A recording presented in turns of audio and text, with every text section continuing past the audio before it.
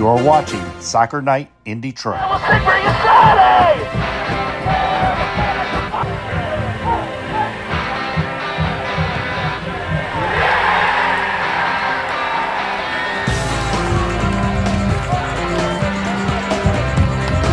Check, check. Hello, everybody. Here we are at Toledo, where Detroit City just got a massive W. What? Monday with the right foot. It's in the back of the net. All right, I am back, nice and cozy, warm, here at the Soccer Night in Detroit studios here in Fenton after a very cold night over in Grand Blanc as Detroit City FC took on the Flint City Bucks over there for the second round of the US Open Cup. We have highlights of that matchup, and as you can see, the both teams coming out in front of a pretty decent crowd. I wouldn't say it was a big, huge crowd like I hoped for, but, you know, spring break, also it being 39 degrees at kickoff, make it a big, shall we say, a big instance there today. We go to the 22nd minute of play here. Kobe Hernandez-Foster is about ready to do a corner kick, but a little discussion going on between one of the Flint City players and Rio Hope Gund about some physicality that was going on. It was a very physical match, to say the least. It was that was number 8 for Flint City. Like I said, discussing things with the referee, and Kobe's discussing things with the AR as well before he takes his corner kick, which was a short corner kick. A little stumble there, but Kobe takes the shot, and it was wide of the net.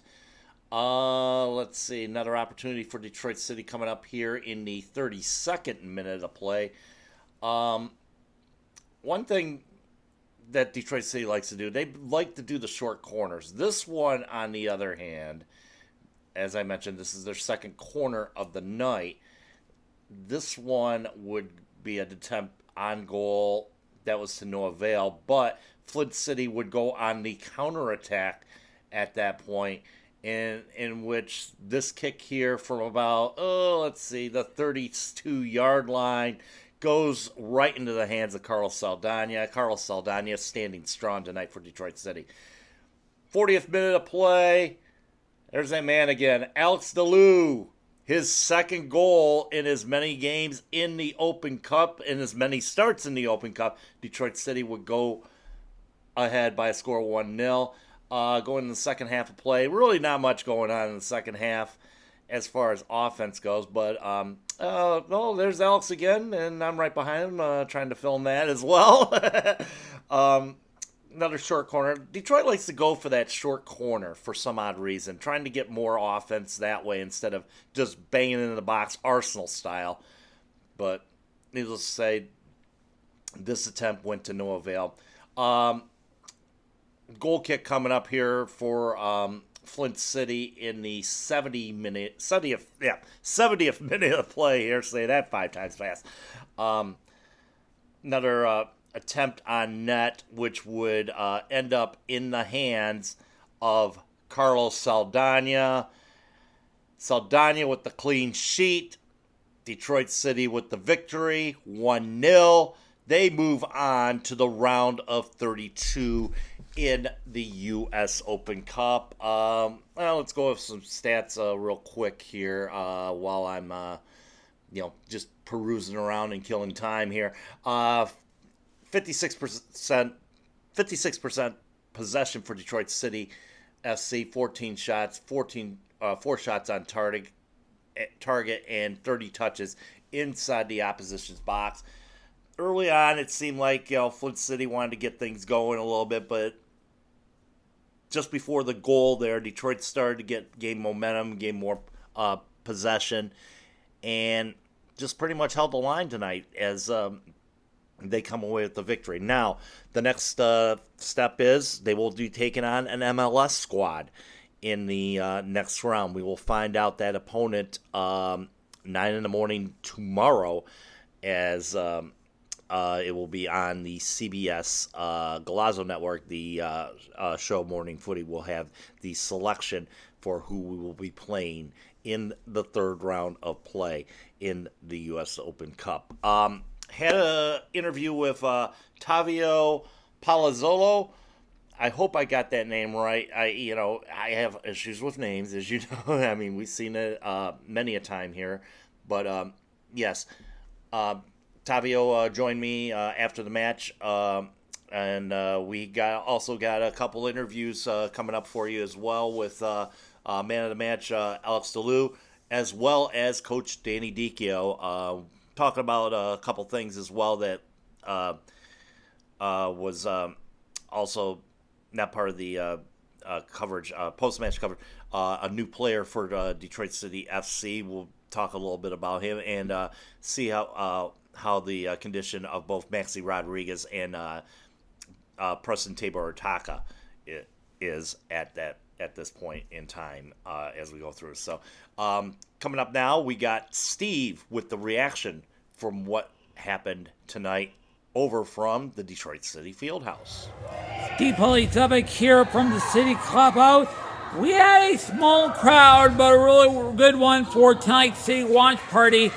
The reaction to the only goal of the game by Alexander Dichio was pretty good. Everybody was yelling and voicing unison.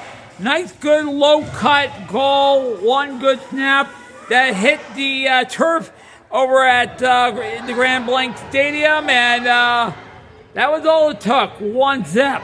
Detroit tried to do best they could to get a second goal, but no avail. We were worried a few times during that game, and they were hoping to hold on. And yes, we did hold on. The third career victory over the either Michigan, Mid-Michigan, or Flint City Buck by the score of 1-0. We hold the overall series lead now, 3-1. Well, actually, officially is Detroit City FC 1, Flint City 1, and the other two games count as a draw, but we do penalty kick, so it's pretty much even according to the record book. Let me give you the stat. Detroit City dominating on shot, 13 shots on goal, 4 on target, 1 hit done. They had 27 touches inside the opposing player's net.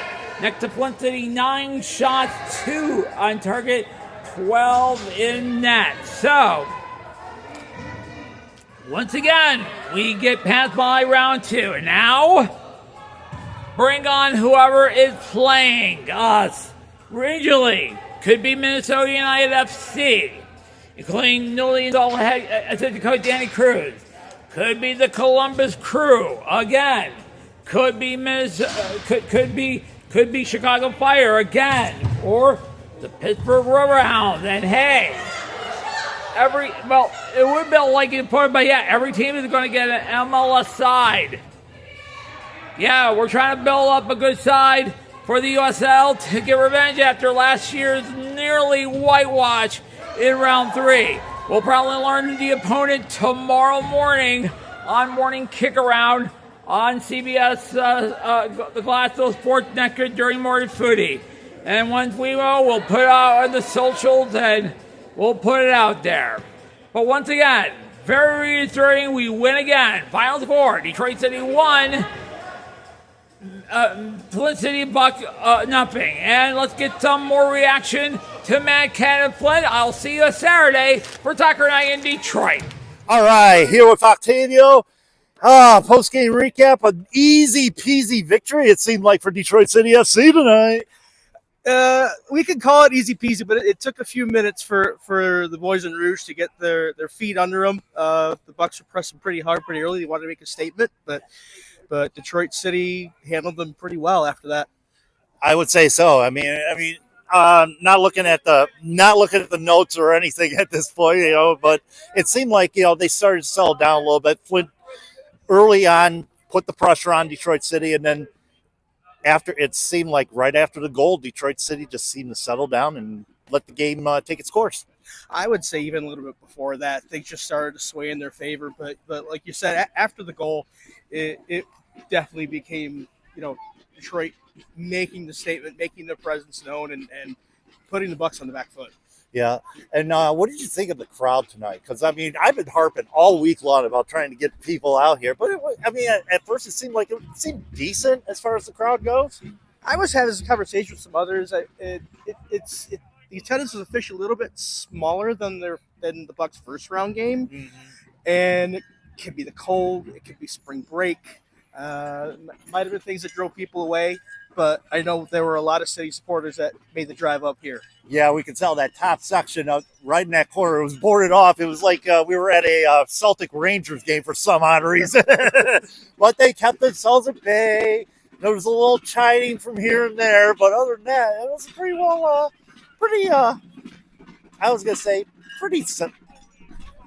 well-to-do, easy crowd tonight. Yeah.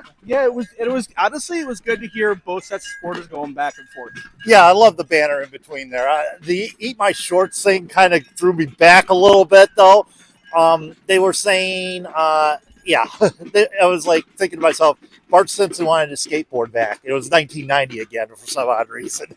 And most of the Bucks players, for certain, if not most of the City players, will not understand that reference. I would think not, I think they more understand South Park there. But looking at the stats, though, 55% possession for Detroit City, 14 total shots, 4 shots on target tonight. It seemed like they finally got their wheels going late in the match.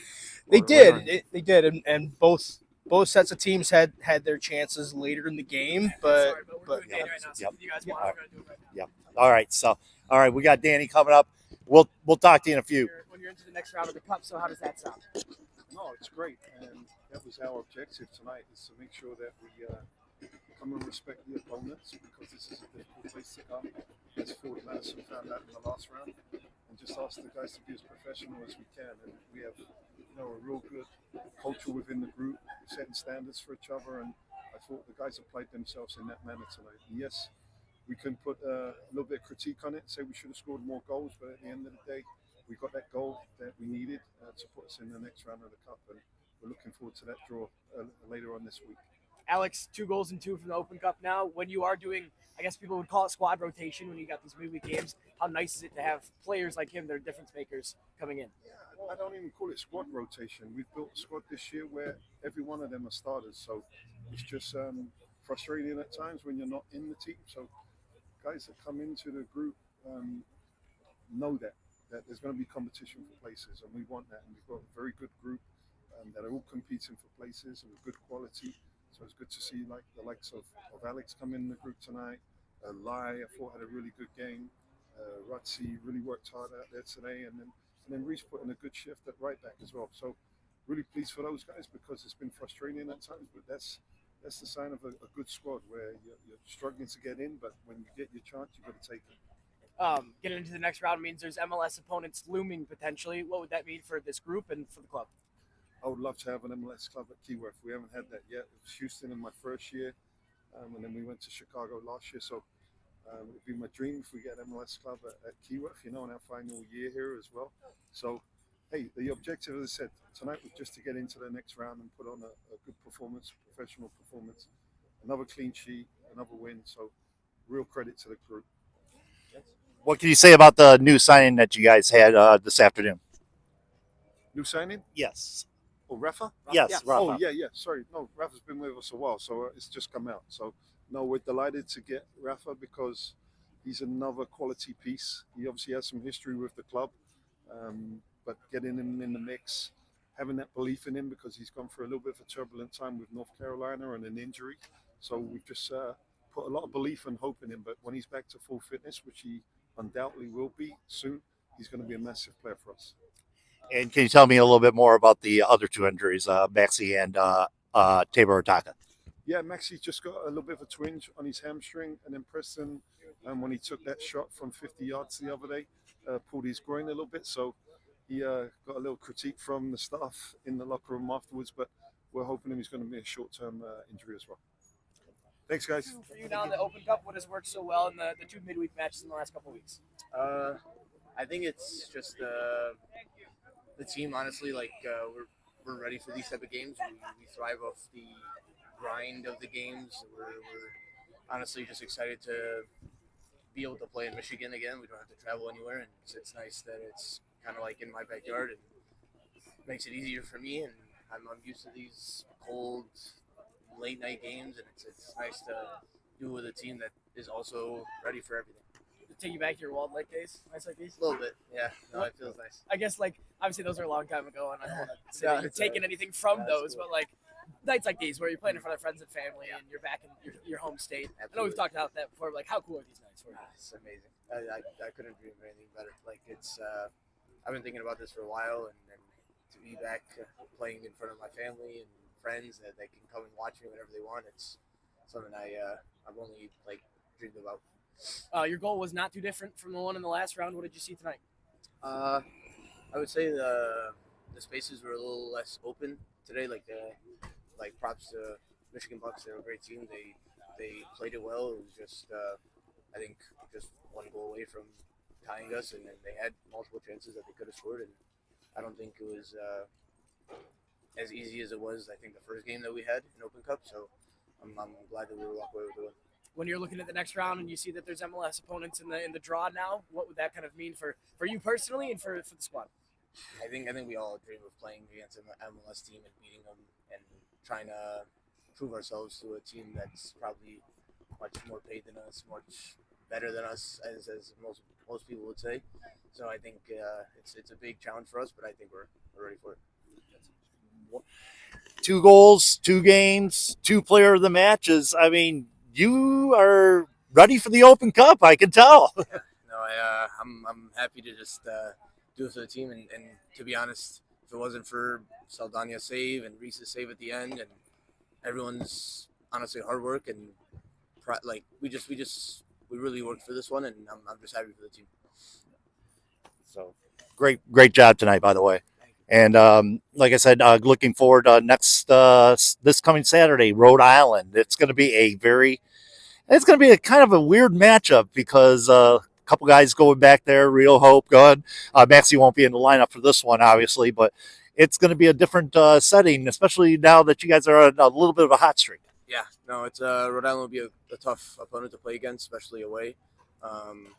Glad we got this one out of the way, and we were on top winning this game, and feels good to just be able to move on and focus on the next one.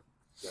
3 games in 8 days, and this is like the second stretch in a row. Last time didn't work out so well in Indy, so obviously the confidence is really up going in towards it. It's just play your game and see what happens. Yeah, no, Danny and Phil will have a great tactics towards them, and I think we'll just have to do it again and try to grind that game out because, like you said, 3 games in 8 days is not easy, and we've had 2 weeks of it, and it's not an easy task, but I think we're up for it. All right. Good job tonight. Thank you. Thank you, Alex. Yes.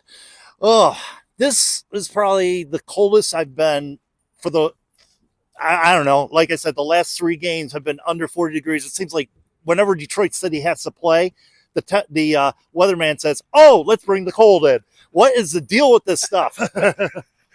Welcome to the Open Cup. That's all I got to say. I feel like just about every match we play in the Open Cup, it's March or April, and the weather decides, hey, you know what? Let's throw another 40 degrees and windy out. Oh my gosh! I mean, I've been dealing with this stuff for the last, like I said, the last 3 games or last couple games at Keyworth. I mean, at least Saturday was nice. Saturday was a nice time because I'll have to say, having that sun out was a big factor. The first game, not so much. First game was still better than previous seasons. There's been some cold opening days. Gosh. And then we go back, I think April 11th, I think it is. We come back to that setting. What have you noticed any of what's been going on in the USL so far this year? Yeah, I mean, Louisville's looking good as always. New coach, same wins. Yeah. It's same really, old song and dance. Yeah, and Tampa Bay's really gotten off on the right foot as well. That too has really impressed me. I mean, the bankroll that they put out to put the players like Cicerone and trying to think who else on that squad, but they had some firepower this year. They really have. You knew last year when they were struggling that this was going to be a blip on the radar, and they were going to find their way back. Dom Cassiano has got to be given all the credit right now as far as that goes. It's, and he did it at Union Law. He's doing it right now for Tampa Bay. And right now they're looking like the top two teams. What's really surprising me, and after last night's loss, Charleston Battery, what is going on down there? I don't know if it's Detroit City putting a hex on old Ben down there, or if it's one of those Open Cup years for him where he just falls on his face, because it seemed like when he was here every other year wouldn't go so well. Exactly. I mean, usually with Ben Peary, we had that odd year curse or whatever it was.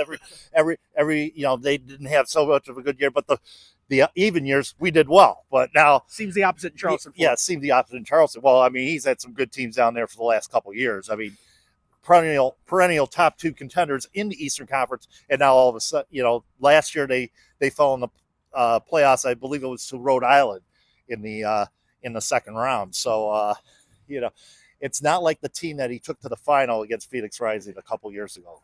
Big key players left that organization. Yeah, I was just going to make that point. They lost a lot of good talent, and so people were looking at it. It's like, all right, are they going to be able to reload?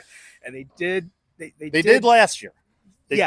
But this year it hasn't quite clicked so far. No, when you lose players like Aaron Malloy and Cal Jennings, and it doesn't help your cause any. And you figured Charleston would have, at least Ben Pearman would get some players that get some firepower going. It just hasn't been the case so far this year, unfortunately.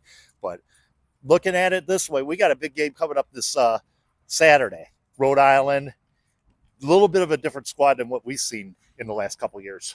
Yeah, they have, needless to say, we talked about Louisville and Tampa Bay being off on the right foot. Rhode Island has been off on the wrong foot so far this year. And they lost Dichio, they lost Maxi Rodriguez. But this is a Rhode Island side. I mean, they still got, a couple players. I mean, Cokies Vegas is still in net for that squad, but what is in front of them? That's the thing. Not a ton, although they seem to find the net tonight against Hartford.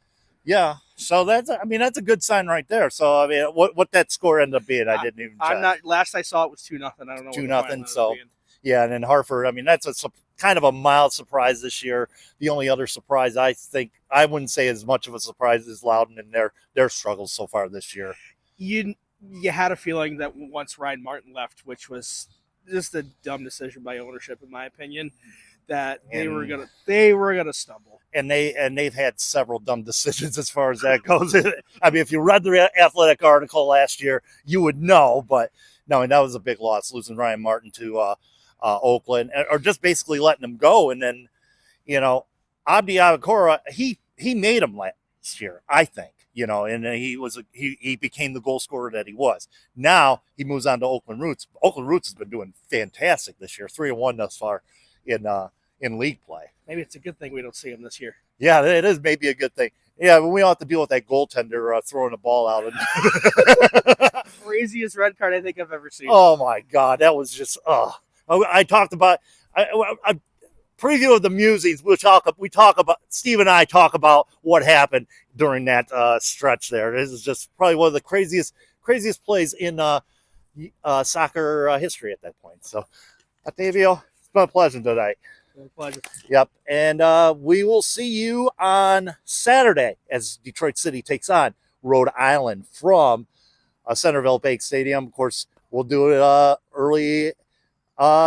Steve and I will be doing the preview before the match and, of course, after hours afterwards. So for Tavio, this is Mad Cat from Grand Blanc saying, keep your feet on the ground, keep reaching for the galaxy, and most of all, be good.